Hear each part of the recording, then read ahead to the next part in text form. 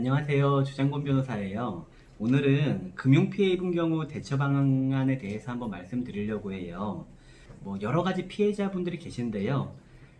주식을 하신다거나 아니면 금융상품들 투자하시는 분들도 계시고 아니면 회사하고 거래하시는 경우도 있으세요. 증권사 사이의 부분을 먼저 말씀드리면 이제 아무래도 은행이 판매사로 금융상품을 판매하는 그런 경우인데요. 사실 이 경우는 문제가 되면 피해 사례가 되게 커지고, 최근에 그 DLS 같이 감독 당국에서 막 조정도 하고 이런 경우가 많아요.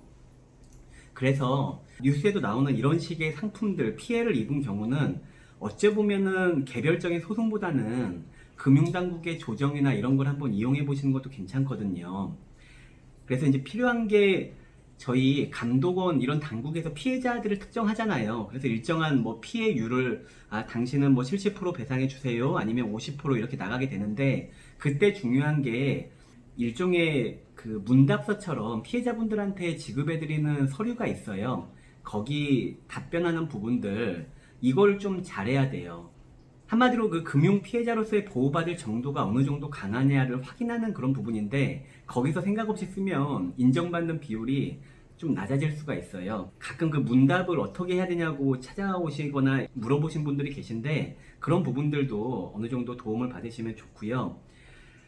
그 다음에 이제 증권사 한정에서 한번 얘기를 드릴게요. 증권사 관련돼서 가장 많이 하는 거는 일단은 직원이 1인 매매하는 경우에요. 자, 뭐냐면 1인 매매라는 게 우리 직원한테 맡기는 거예요. 좋은 종목 추천해 주세요 막 이런 식으로 해가지고 돈 맡기면서 계속 거래가 이루어지는 거거든요. 예전에 증권거래법이 있다가 이제 자본시장법이란 게 생긴 지 좀 됐어요.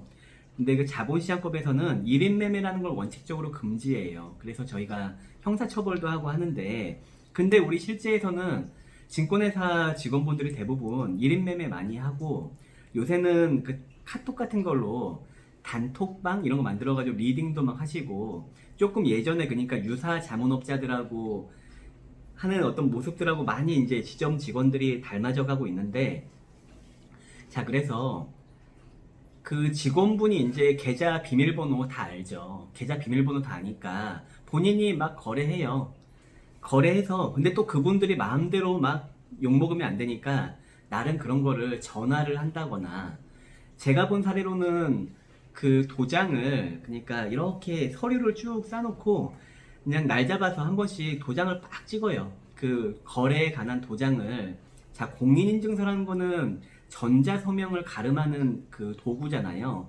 근데 그런 것들을 했을 때, 이게 본인이 해놓고 왜 나중에 이렇게 딴소리냐라는 그런 좋은 구실이 되는 것처럼, 각종 그 금융회사들은 자기의 책임을 벗기 위해서 만들어 놓은 어떤 그런 수단들이 있어요. 근데 그 중에 하나가, 예를 들어서 대출을 받을 때 전화하거든요. 자, 이제 고객님 이런 거 동의하세요? 네네 하고 전화한단 말이에요. 근데 실제 사례들은 보면은 그 직원들이 어느 정도 고객과의 관계가 상당히 좋기 때문에 나중에 문제 터지기 전까지는 정말 관계가 좋아요. 그래서 자, 고객님 전화 갈 거니까 이거 이렇게 쓰이는데요. 이제 주식 거래하는데 쓰이는데요. 이거 대답하시면 돼요. 이 정도 안내한 다음에 고객 동의 전화 막 받으면, 고객들은 사실 거래가 하루에도 막 여러 번 일어나고 대출도 여러 번 일어나고, 우리 신용이라 해가지고 주식한 분들 다 아시지만 그 한마디로 미수로 종목을 사기도 하고 담보대출을 받을 때도 있고, 아니면 가진 돈의 얼만큼 미수를 받아서 우리가 삼거래일에 이제 청산을 하는 이제 그런 것도 있거든요. 그런 부분들이 막 수시로 일어나는데, 그런 거 동의를 막 본인한테 동의 갈 때 본인이 이렇게 의식하면서 하지 않아요. 그냥 우리 직원분이, 우리 누구 차장이 알아서 잘 하겠거니 하고 전화 오면 네 하고 이렇게 전화하고 받고 끝난단 말이에요. 근데 나중에 이제 문제돼가지고 고소를 하거나 아니면 소송을 하거나 해서 가다 보면 사실은 피해자분들은 거기에 대한 의식이 별로 없어요. 근데 수사기관이 보거나 법원에서 보거나 그럴 때는 당신 그때 대출 일어난 거 전부 다 알지 않았느냐, 거래 일어난 거 얘기 통보받지 않았느냐, 이런 식으로 하면서 법이 인정한 어떤 책임, 증권회사나 증권회사 직원에게 인정한 책임이 있는데, 그 마땅한 책임을, 그 결과를 만들기가 의외로 대단히 어려워요. 그 감독원에서 인정하는 비율이 보통 좀 낮기 때문에 그거 이상으로 더 받자고 이제 법률사무소를 찾아오시는 경우죠. 아니면 인정이 안 되시는 경우나 이게 뭐 사실 그런 거 수행하는 변호사 입장에서는 감독원에서 이거 받아들이지 않겠다라고 하는 그런 소송들 이런 게 난이도가 정말 높아요. 그래서 승소율도 상대적으로 떨어지는 경우도 많고요.